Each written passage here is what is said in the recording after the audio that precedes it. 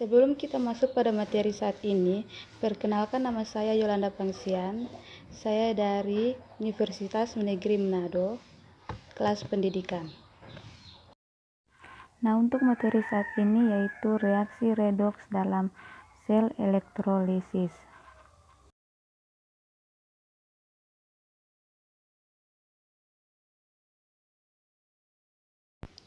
Tujuan pembelajarannya yaitu siswa dapat menuliskan reaksi yang terjadi dalam sel elektrolisis.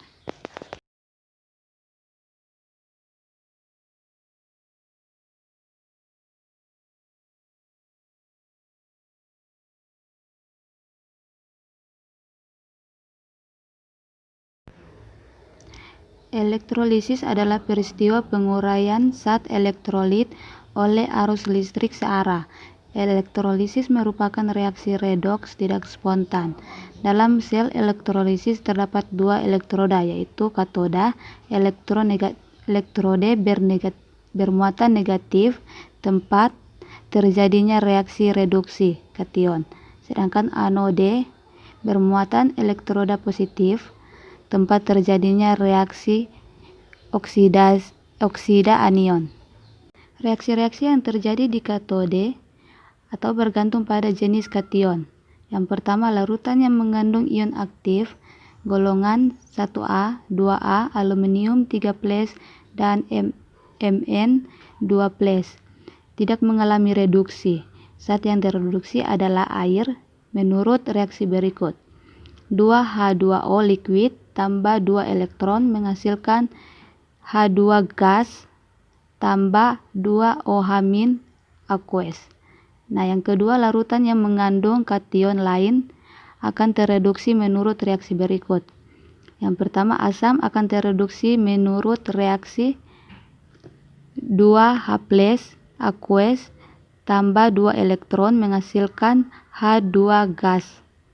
Nah, yang kedua, ion logam akan tereduksi menurut reaksi Lx+ aqueous tambah X elektron menghasilkan L solid.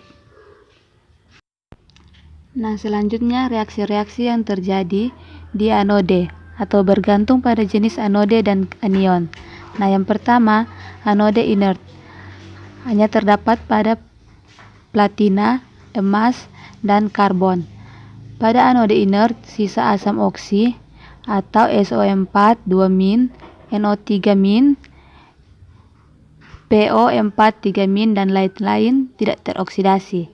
Zat yang mengalami oksidasi adalah air menurut reaksi 2H2O liquid menjadi 4H+ aqueous tambah O2 gas tambah 4 elektron. Ion halida akan teroksidasi menjadi 2Cl- aqueous menjadi Cl2 aqueous tambah 2 elektron. Nah, selanjutnya ion OH- akan teroksidasi menjadi 4OH- aqueous menjadi 2H2O liquid tambah O2 gas tambah 4 elektron.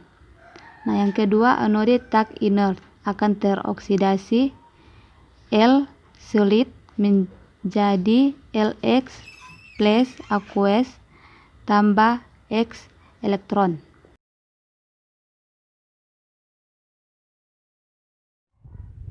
Nah, kita masuk pada contoh soal. Tuliskan reaksi yang terjadi pada elektrolisis. Yang pertama, larutan NaCl, kemudian B, larutan CuSO4. Nah, penyelesaian A, larutan NaCl. Nah, reaksinya yaitu NaCl aqueous menjadi Na+ aqueous tambah Cl- aqueous. Nah, untuk katodenya seperti yang telah dijelaskan tadi. Nah, untuk larutan yang mengandung ion aktif yaitu golongan 1A, Na-nya dia zat yang tereduksinya itu air.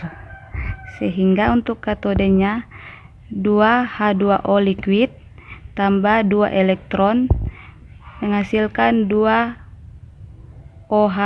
aqueous tambah H2 gas. Nah, untuk anodenya yaitu 2Cl- aqueous menghasilkan 2Cl gas tambah 2 elektron.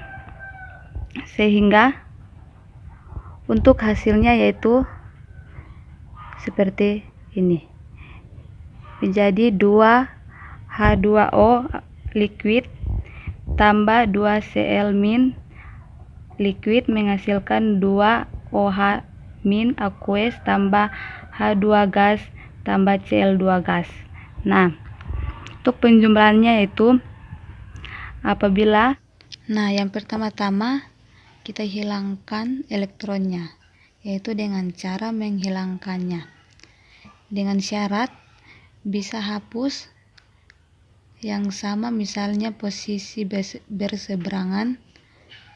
Nah, berseberangan di sini maksudnya elektron yang satu ada di sebelum tanda panah dan satunya ada setelah tanda panah.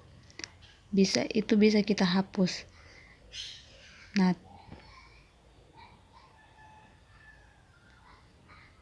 Nah, tetapi apabila dalam posisi yang sama-sama sebelum tanda panah dan sesudah tanda panah, bisa kita jumlahkan. Nah, untuk yang belum dicoret, kita turunkan hasilnya. Selanjutnya soal yang bagian B, larutan CuSO4. Nah, untuk reaksinya yaitu CuSO4 aqueous menghasilkan Cu2 plus aqueous tambah SO4 2- aqueous. Nah, untuk katodanya yaitu Cu2 plus aqueous tambah 2 elektron sama dengan Cu solid.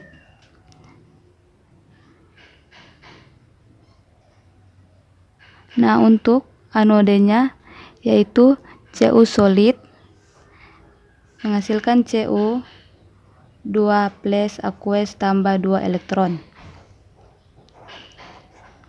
Nah, untuk hasilnya yaitu 2 elektronnya kita hapus sehingga hasilnya Cu2